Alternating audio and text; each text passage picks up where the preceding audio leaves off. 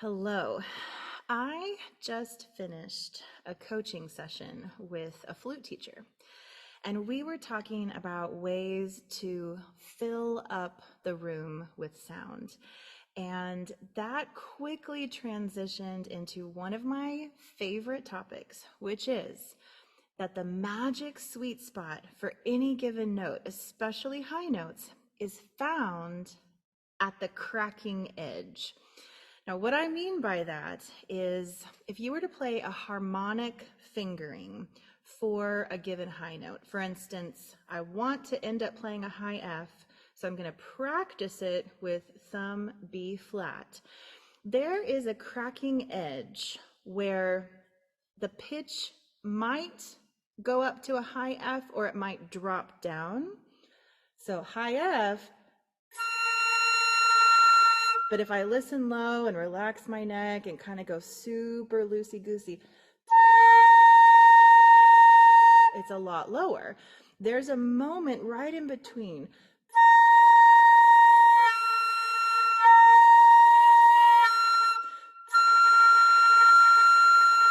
And when we're playing the real fingering, the crack that happens sometimes when the articulation isn't clean or there's too much pressure or something, happens in that in-between spot.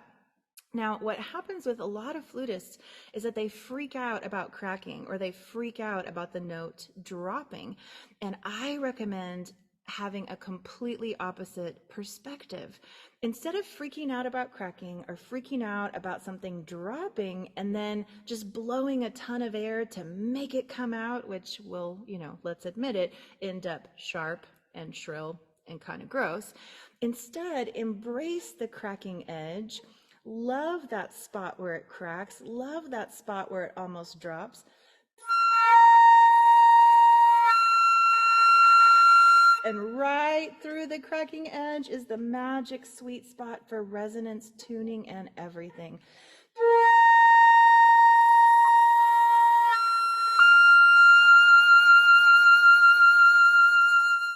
Now, my regular fingering was a little bit sharper than my harmonic, but that's okay because I'm always allowed to try things as many times as I want. I'm going to get a little more head balance, get more in alignment, more comfy here.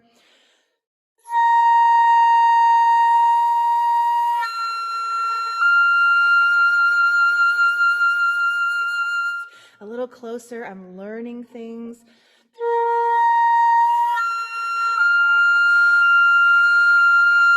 I got kind of inspired just to mess around and listen to how my pitch lowers and raises when I add this forked fingering here.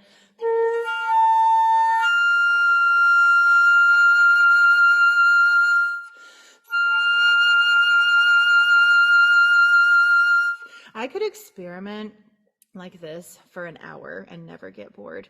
But I want to talk about a particular high note now, and that is the high E natural.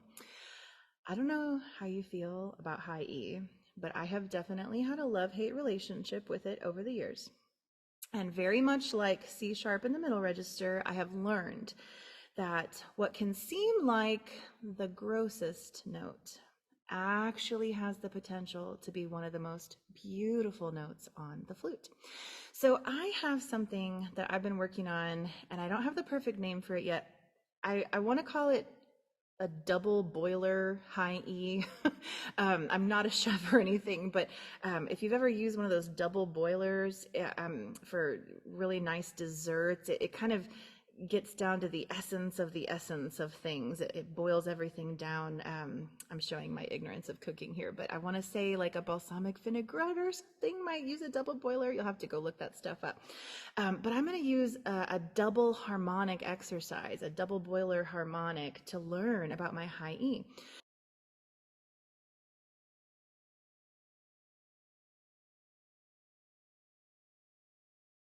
So if I just play high E with the regular fingering with pinky down, I'm probably going to be pretty darn sharp right away. I wanted to have a nice resonant sound, but yeah, it was a little shrill. It was a little high in pitch. So one thing I do is I do take my pinky off more often than not. every once in a while, for a soft E that I want a special sparkly color on, I will leave my pinky down, but my go-to is pinky off and extra air, pinky off and extra air. That's kind of the beginner version of it. You're going to see here in a minute when I talk about the double boiler harmonic exercise that the extra air part may not be necessary. But let me just try with pinky, then without, so you can go ahead and hear the pitch difference. Actually, I did it without because it was automatic. That's my favorite fingering. Let me try it again. So this time I really will do pinky down and then pinky up.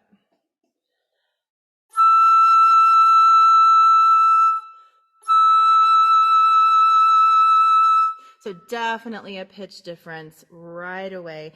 It is important to listen for a nice color on the E when you take the pinky off because it dulls it just a little bit.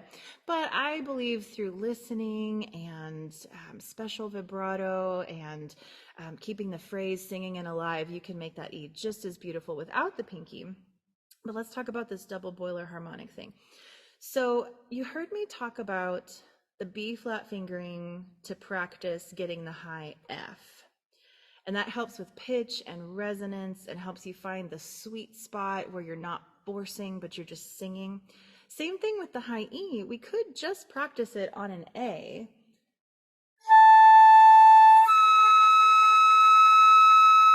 So I'm fingering just a low A, but I'm playing a middle A and then blowing it to an E.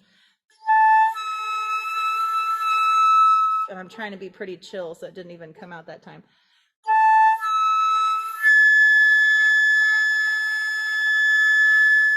Now, when I play harmonics, I always do what I call listening low.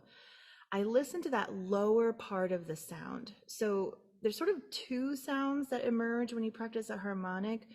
The higher sound, the silvery, sparkly sound that sounds like a flute, the soprano voice, that's the one we're used to hearing, and that one's way louder. However, when we just listen to that part of the sound or the higher harmonics, that's when we get really sharp and shrill. If you listen low to this kind of ghostly masculine opera whisper thingy that's underneath it, if we listen to that part of the sound, even though it's much quieter than the fluty sound on top, it really helps. So here's my A fingering to play a high E, but then even while I'm holding the harmonic, I'm going to relax my neck, I'm going to listen low.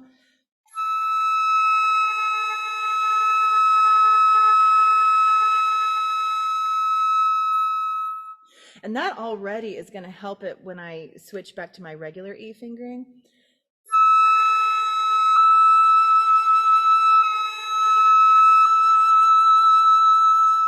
And the pitch isn't totally matched, but it's pretty darn close, and that makes me happy. But I want to dig even deeper. I want to get down to the essence of a high E natural. And so I'm going to practice a harmonic for the harmonic. I'm going to play a low D fingering to learn about my A. So I always check the pitch with just a regular fingering first so that I can know what I'm doing. Okay, there's an A. But then I'm going to finger a low D and play the A. And I'm going to listen low, and I'm going to find alignment, release tension in my neck. I overblew, that's fine. I'm just learning. Ooh, I can get really low on this one.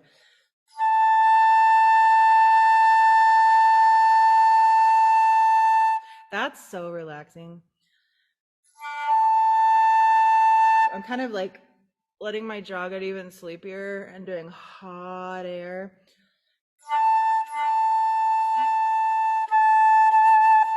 Now I've totally forgot what pitch I'm even playing. I'm having so much fun.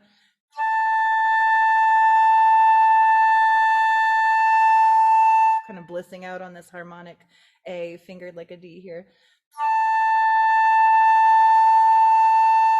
I'm going to take what I'm learning about the low part of the A and then use the A to practice the E. So I don't know if you are following me. but I used a D fingering to practice an A. And then I'm going to use the A fingering to practice an E the whole time, listening low. So that way, when I get to the actual E, I'm listening lower than low. Does that make sense?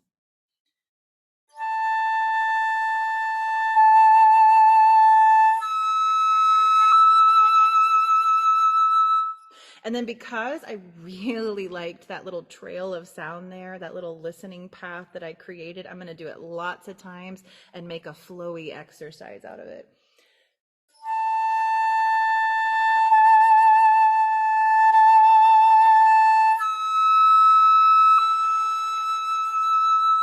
Let me see if I can cut out a couple of the steps.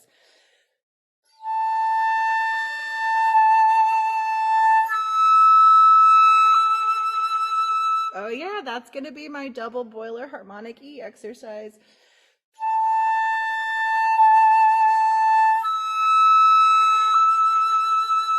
I think I'm going to do this forever and ever now. Ooh, I'm so glad I sat down to make this video. Okay, just to outline the whole thing. I finger a low D, but I play the pitch of an A. Then I go ahead and switch to the regular A, but then I overblow it to an E. And then I finally switch to the regular E, which I do without the pinky. So D fingered A, then regular A, then A fingered E, then regular E. I'll do it a couple more times.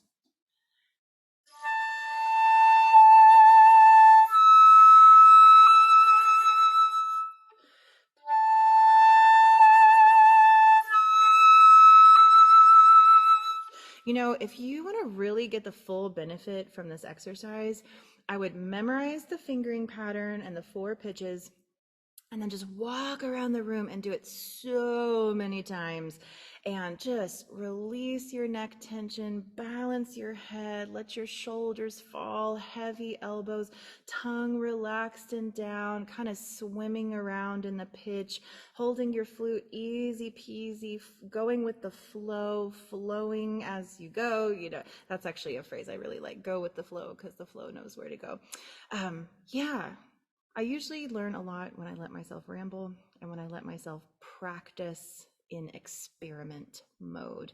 So I'm glad I could take you along with me today, and I hope that you will share with me your high E or maybe just high note epiphanies that you have as you practice with harmonics, especially if you try that double boiler harmonic exercise.